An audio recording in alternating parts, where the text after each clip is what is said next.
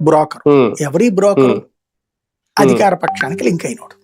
ఉమ్, వీళ్ళు తీసుకున్నాక వీళ్ళ దగ్గరకు ఉంటది ప్రభుత్వం, ఉమ్, వీళ్ళ దగ్గరకు ఉంటది. మీకు ఇప్పుడు ఉమ్, ఫర్ ఎగ్జాంపుల్ టమోటా ఉందండి, మొన్న రైతుకి ఉమ్, రూపాయి వచ్చింది.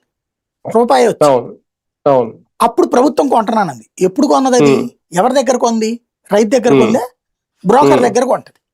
ఉమ్, ఇప్పుడు మొక్కజొన్న రైతు కూడా రేపు పొద్దున అమ్మేస్తాడు వీళ్ళకి. అవును, అవును, ఎవరికి? మధ్యలో బ్రోకర్కి అమ్మేస్తాడు. దళారి ఇప్పుడు అవును, ప్రతి రైతుకి ఏమన్నా ఇంట్లో ఇదివరకటి రోజుల్లో మంచులు ఉండేవి, నాకు బాగా ఉమ్, తెలుసు, చిన్నప్పుడు చూసాం మేము.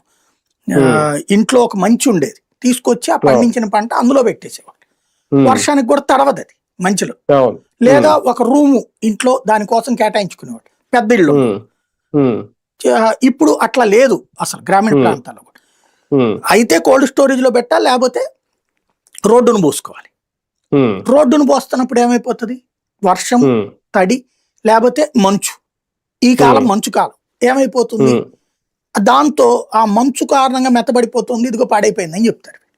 ఉమ్, రేట్ తగ్గిస్తారు. ఏదో ఒక అవును, వంక పెట్టి రైతుని తగ్గించడం అన్నటువంటిది వ్యూహాత్మకంగా చేస్తాడు బ్రోకర్.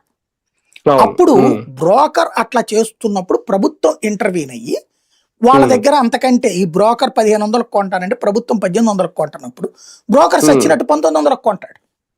అవును, లేదా అమ్మా మీరు అక్కడ దాకా తీసుకెళ్ళించుకోవాలి కదమ్మా, ఓ 100 తగ్గించుకుని ఉమ్, నాకు ఇచ్చేయండి, ఇక్కడి నుంచి నేను బట్టుకుపోతున్నాను కదా అంటాడు కదా. ఉమ్, అవును, ఇది కామన్ థింగ్. అట్లా ఉమ్, చెయ్యట్లా అంటే కాంపిటీషన్, అదే క్రియేషన్. మొత్తం రైతు ఉమ్, దగ్గర ఏ ప్రభుత్వం కొని ఏం చేసుకోలేదు. అవును, ఇంకోటి ఏంటంటే మొక్కజొన్న కొని ప్రభుత్వం ఏం చేసుకుంటది? ఎవరికి ఇస్తుంది? మనకి ఉమ్, ఏమైనా ఇస్తుందా? ఉమ్, రేషన్కి ఉమ్, ఇవ్వలేదు కదా. అదొక అవును, కాంపిటీషన్ క్రియేట్ చేయడం కోసమే.